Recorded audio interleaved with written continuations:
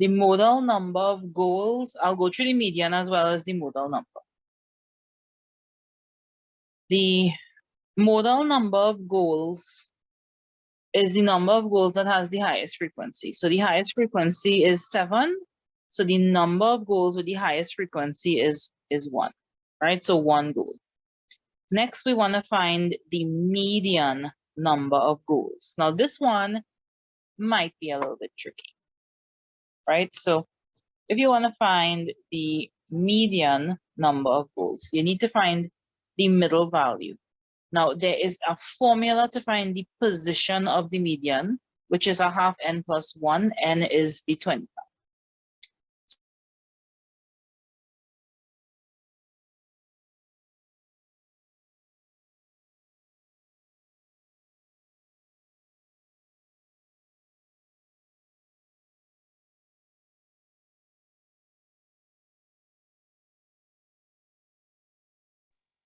Okay, so I think I'm having some problems, sorry, with my internet. Let me just check the waiting room one time. Okay.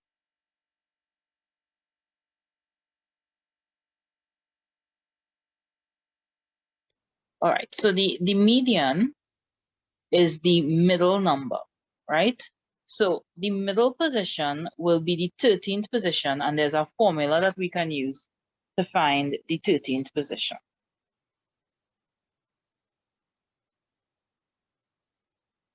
So we know it's the 13th position. How do we figure out which one is the 13th position? Well, if we have, this is 5 plus 7, which is 12, right? So we know that the first 12 numbers will be either a 0 or 1. And based on this, so after the first 12, there's the 13th one. So we know that the 13th value is going to be the number 2 based on that. And so it's 2 goals as the median. Now, if you find that confusing, just list it out, right? So yeah, if you really can't understand figuring it out from the table, you could just take your time and say, okay, we have the number 0 5 times. We have the number 1 7 times.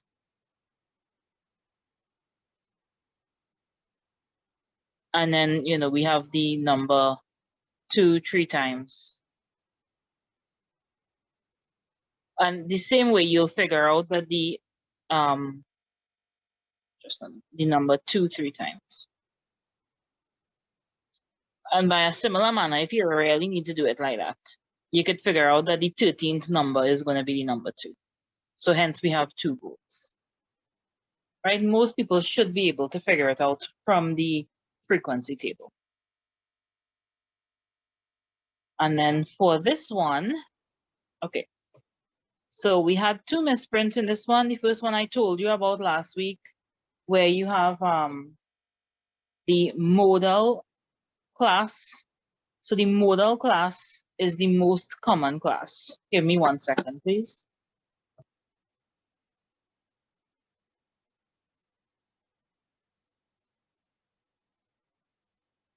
So the modal class is the most common class. So the most common class is the class that has the highest frequency. So the highest frequency is 31.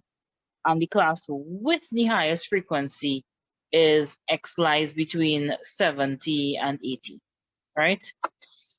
The mean, how do you get the mean? You just use the same formula, right?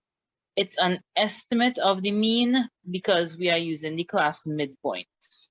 So we just use the class midpoints as X and the number of students as F. You fill in your FX column and then get the total, divide that by the total number of students, and then you will get the mean there. Now, this one, part 2, if you were confused about that one, is because there was a misprint. Damien reports that it should be median amount spent is 84. Briefly explain. When they say briefly, it's really brief because it's only 1 mark, right? So briefly explain why his report could be correct. So they want to know why 84 could possibly be the median. So if we look at the position of the median, is, if you use the formula, 1/2 times n plus 1, it is 50.5, right? So 50.5, that means it will be between the average of the 50th and the 51st value. So we ask ourselves, which one is the 50th value and which one is the 51st value? Well, we have the first 18 values here, and then we have the 18 plus 31 is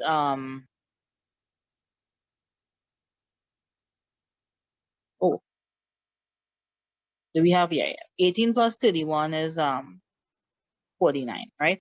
So we have the first 49 values coming up to this class. So that means the 50th value and the 51st value will both lie in the 4th class.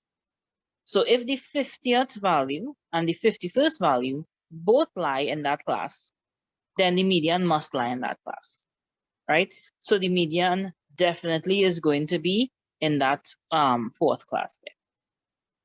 So we know that the median lies in that class, and 84 is in that class. Now, we can't really tell what exactly the median is based on that data, but we know it's in the right range, right? So it's in the right range, so the median should lie in that class. And then in the contingency table, well, you just have to subtract. So you make sure you just, like, you add the 15 and the 14, and you subtract it from 48, and you get 19, etc. Right? So you just, and then like for this one, you take away 15 from 23 and you get the 8. And then to find the probability of a student being driven is the number of students that are driven divided by the total number of students. That is for part 2. And then the probability that a girl did not cycle would be the number of girls that didn't cycle, which is the girls that walked and the girls that drive, or the girls that were driven, and divided by the total number of girls. So for part 3, you're just restricting it to the numbers for the girls. Okay, so we have a bar graph is a way to, well, okay, I'm sure, well, I don't know how sure I should be, but hopefully everyone here is familiar with bar graphs, right? So I'm guessing that most of you would be familiar with the bar graphs, but this is just a brief review. So in a bar graph, we can quickly compare data. So bar graphs are good for comparing data because we have different heights. So we can quickly compare groups of data, and we could quickly make generalizations. A bar graph is also good for looking at how data changes with changing time, because you could see how the heights of the bar change when time increases. Generally speaking, we like to leave spaces between a bar graph. This is not a hard and fast rule. So it is possible to have bar graphs with the graphs touching one another, but generally speaking, we like to leave spaces because the bar graph usually is used for discrete data. So to indicate that we are using the bar graph for discrete data, we leave little gaps between the bars. And then a histogram looks like a bar graph, but it is used for continuous data. And in a histogram, there are no spaces between the bars. And that is to indicate that the data is continuous. So special bar graphs include the compound bar graph and the chronological bar graph. So a chronological bar graph is just like this, where you look at how the heights of the bars change with changing months or years. And a horizontal bar graph, well, you don't really see that so often. You could definitely get it in Microsoft Excel, right? But sometimes you could get the same kind of bar graph, but the bars are horizontal. And then a compound bar graph. So we could get a compound bar graph like this. Okay, so if I wanted to compare, let's say, the performance of the girls in a class versus the performance of the boys in a class.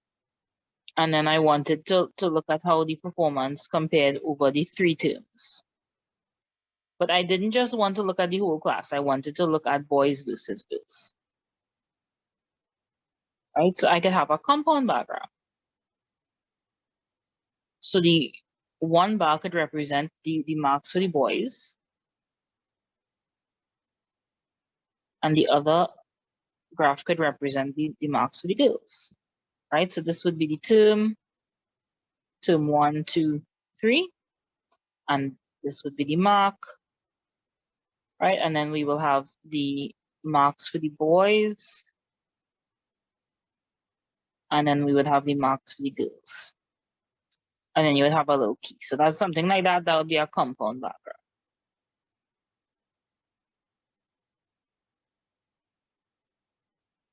Okay, now we have these CSEC past paper questions. This, I believe, I took from, I most likely took that from a multiple choice, and then I took away the options too. So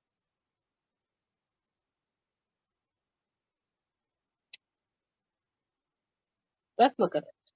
How many students bought exactly 4 books? Not rocket science. You just read it off, the height of the bar, right? So that will be 9. The median. I find people get, sometimes finding the median is a little difficult, right? So if we want to find the median, let's find the position of the median first. So the position of the median is a half n plus 1, which is a half of 58 plus 1. Half of 59 is 29 and a half, right? So it's the value between the 29th value and the 30th value. So how do we figure out that? Well, let's just look at the frequencies. So the frequency here is 8, 9, and 13. So the first 2 bars will give us 17, right? That'll be the first 17 students. And then if we add on the 3rd bar, we will go up to 32 students. Okay, so now the first, if we know that the first 17 students have either 3 books or 4 books, and then the next 13 students have 5 books, that tells us that the 29th student will have 5 books, and the 30th student will also have 5 books. So the median must be 5 books, right? So that's the median there. Let me just double check the weighted term again.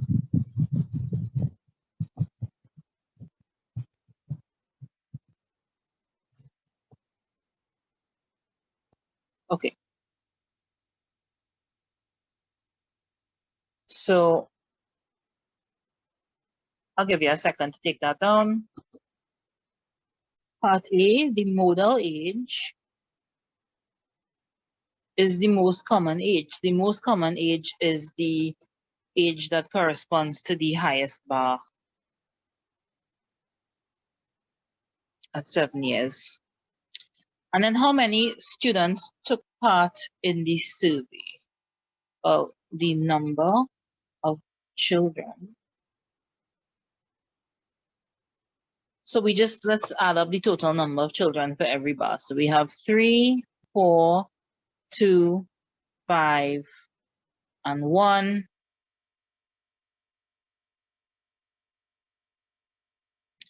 Just add that up. So that is 15 children.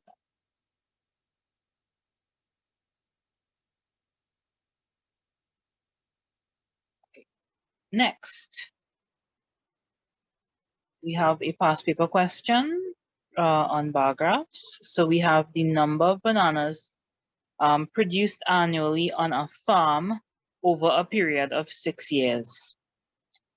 Now, for this one, if you want to have the bars touching one another, you can, right?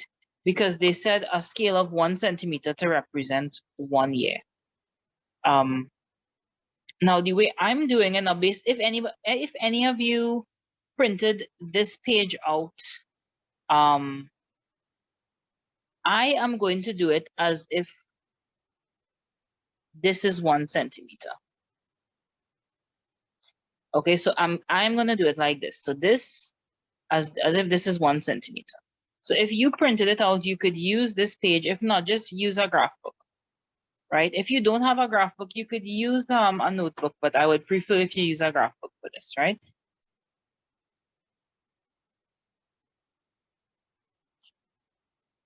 Okay, now usually plotting the graph, so the plotting the graph tends to be the most points. Now, you would need the graph to actually answer the questions anyway, most of the questions.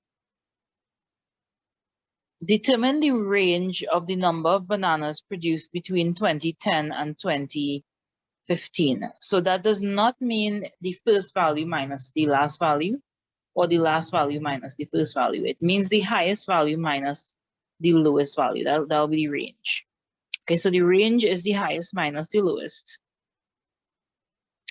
The highest is 275, the lowest is 40.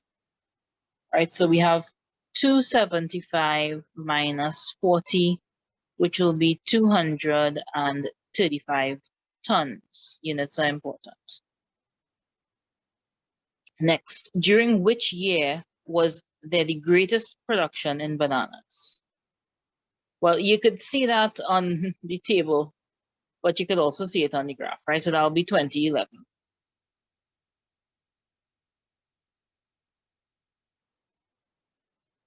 How is this information shown on the bar chart? Well, it's obviously the tallest bar.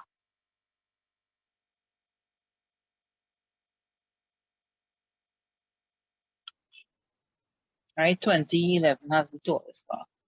Between which two consecutive years was there the greatest change in the production of bananas? So remember, change, it could be an increase or a decrease.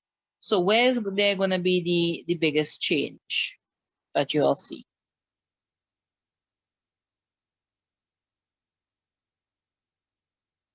The biggest change would be between 2011 and 2012. And then how is this information shown on the bar graph? So it's shown by the greatest change in height. You please use a full sentence, right? I'm just writing a phrase. Greatest change in height. And give one reason why the bar graph is unsuitable for predicting the number of bananas produced in 2016.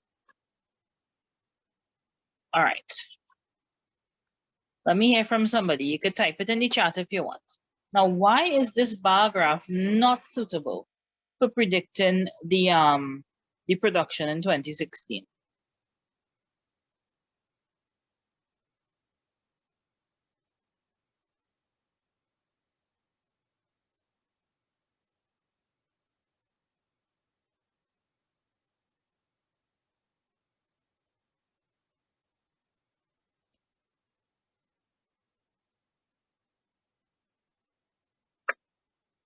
I'm sure you could at least guess.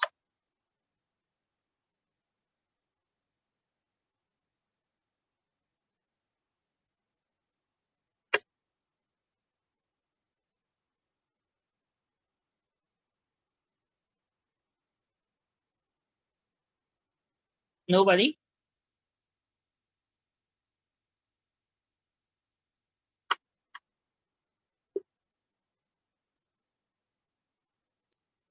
Well, you could say it two different ways. You could say there's no clear trend from year to year, or you could say that the values fluctuate from year to year. It means the same thing.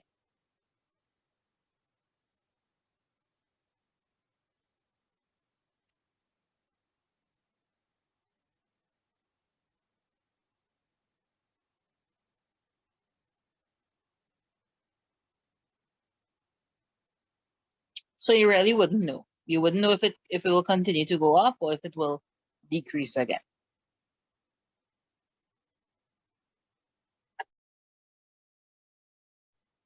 All right, so let's look at it once more. So we are looking at this graph. We want to find the answers to these questions. So we have our graph, plotted it in straight lines, have all our labels. We want to estimate the population of the country in 1998. Okay, now for my graph, it will be more of an estimate. If you use graph paper, you should get a more precise value. So 1998, right, this will be here.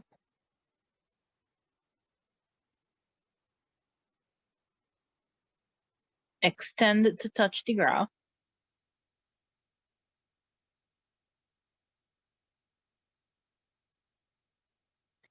Well, 98 would be actually, okay, let me see this here. 95, 96, 97, 98, 99. Okay, so 98 will be like here. Extend to touch the graph, and then where it cut the graph, you go across. So again, this is a rough estimate. Up and across. Now that value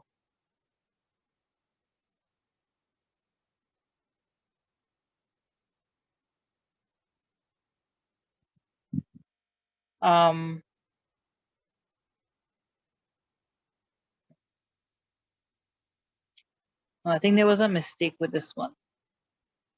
This should have said 1.82.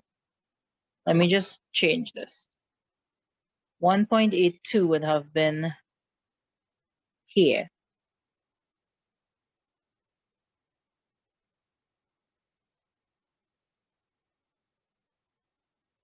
Right, so the answer would actually have been about 1.8.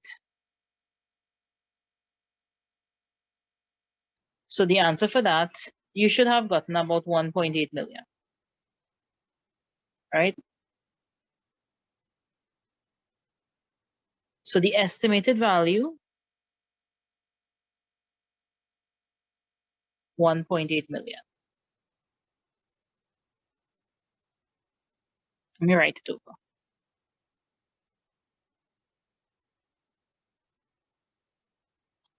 During which 5-year period was there the greatest increase in population and the smallest increase?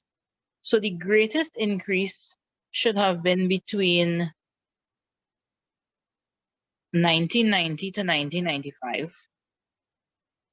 And then the smallest increase would have been between 1995 to 2000. All right, so the greatest increase would be here, and the smallest increase would be there.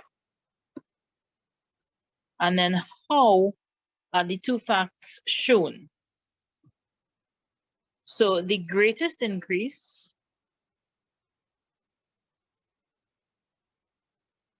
of course, you could write this in a proper sentence, but I'm just giving you the answer. The greatest increase is shown with the steepest gradient. And then the smallest increase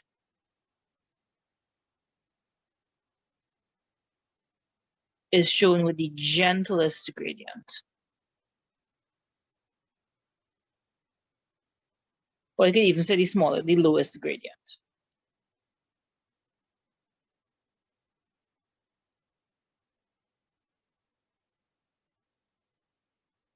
Right?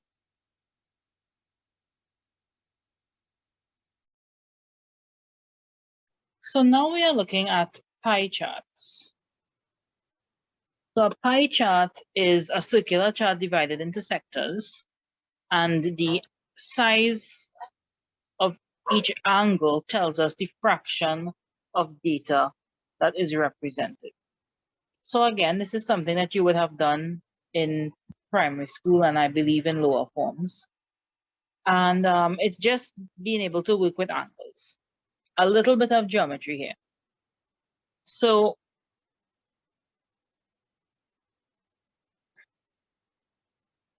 I think you could look at the first question for yourself actually.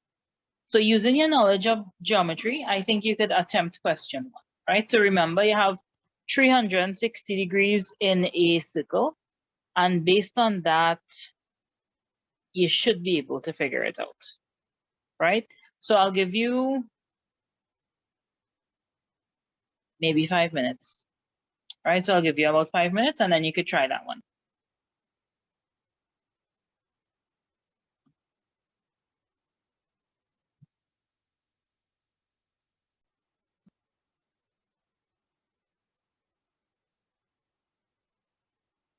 All right, so let's look at question 1. So we want to find the value of x. X is the number of degrees for football. And for that, we just remember that we have 360 degrees in a circle.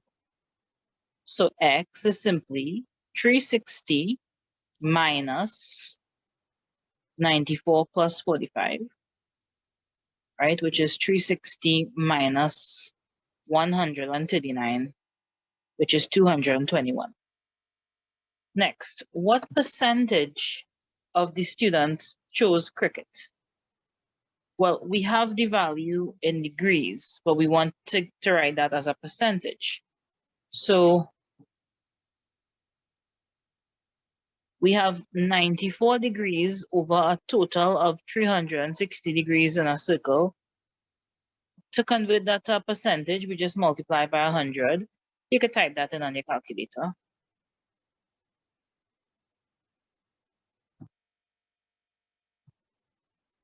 And then part 3, given that 40 students chose tennis, calculate the total number of students in the group. Okay, so, well, some of you could have just very simply said, okay, well, 45 degrees is 1/8 of a circle, and just multiply the 40 by 8 and gotten the answer. I'm thinking more students may have done it like this. So if you just say, well, 40 multiplied by 8, that's fine, right? But maybe more people would have done it like this. If 45% represents, not 45%, sorry, 45 degrees represents 40 students, then 1 degree would represent 40 over 45. I don't have to simplify yet. Therefore, the total number would be 360 degrees, which is 40 over 45 by 360. And that will give you 320 students. Now, you do not have to use this statement, okay? Any statement that you came up with that made sense is fine.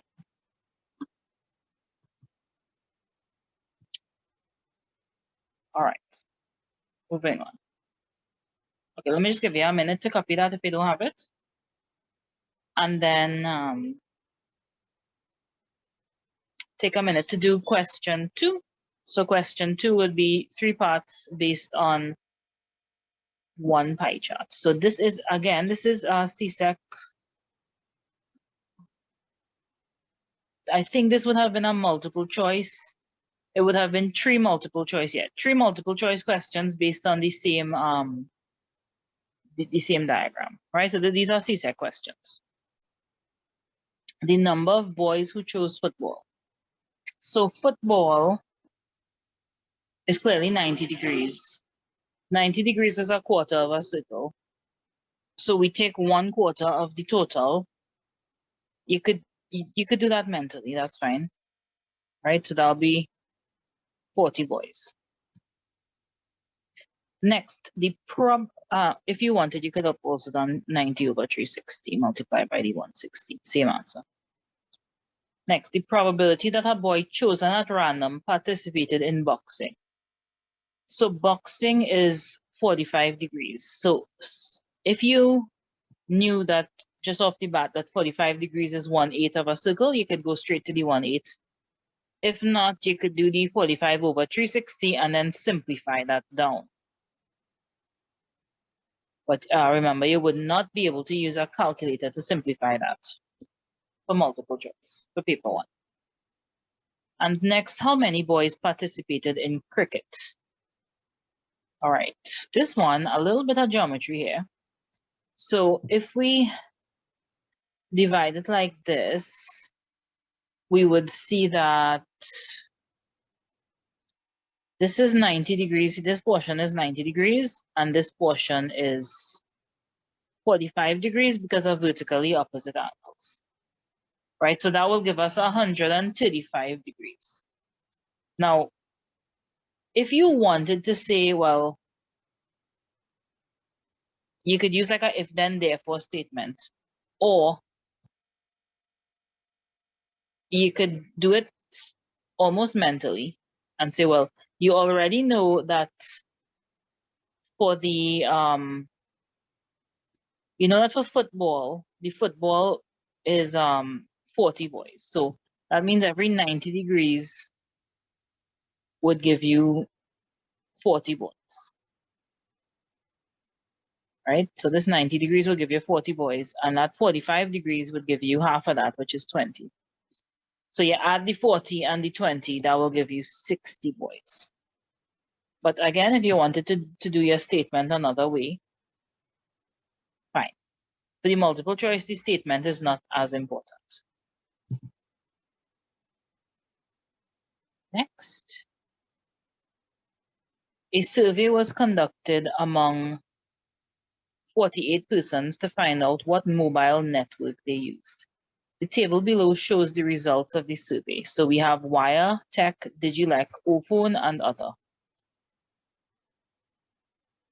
We want to find the angle for the sector that will represent Ophone and then to represent the information in the table. So, well, we will eventually have to get the angle for everything, right? So if the total is 48 persons for Wire Tech, I'll do all one time.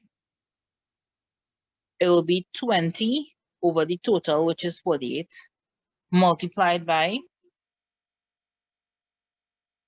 360 degrees in a circle.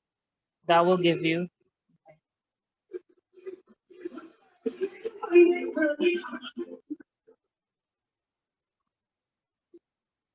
150 degrees. For Digilec, that would be 12 over 48 multiplied by 360, which is, will work out to be a quarter of 360, which is 90 degrees. For Ophone, I'll put the working here.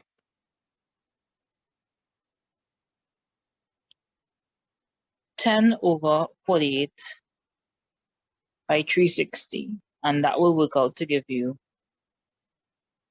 75 degrees. And for other, we'll get 6 over 48 by 360. And that will work out to give us 45. So once we have all of our values,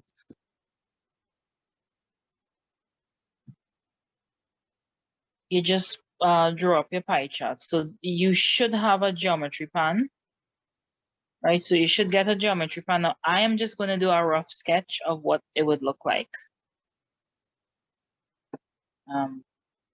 So again, you use a geometry pan to get your angles, a protractor, right? I am just sketching. That wouldn't cut it really for you for an exam. Let me try to get the center properly. Okay. So once you have the center, we have the 150 degrees, and then we have the 90 degrees. Then we have 75 and 45.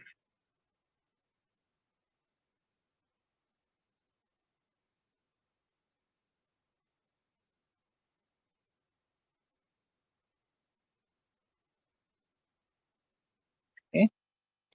And then you put in your labels. Again, use your protractor to get these values, please. 150 degrees, 90 degrees, 75 degrees.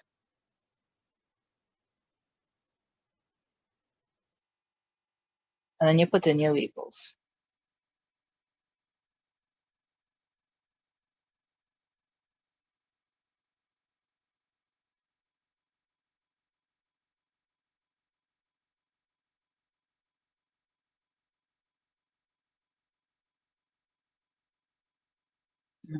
So it's 20.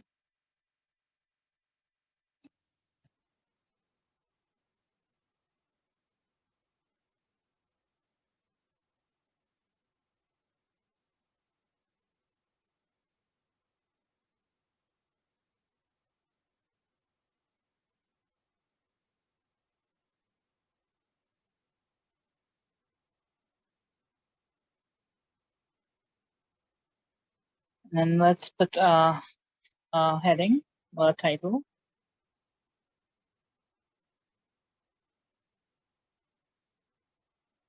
You could put it on top if you prefer.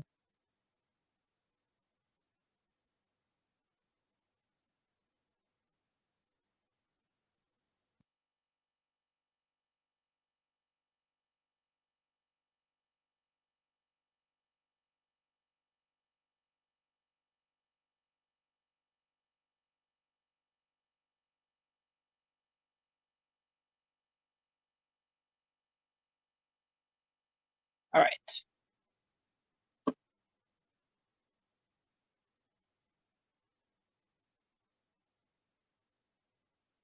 So we have 2 more questions for homework. The 2008, which is based on a bar graph. And then we have the January 2021. That's a probability question, and we have a pie chart.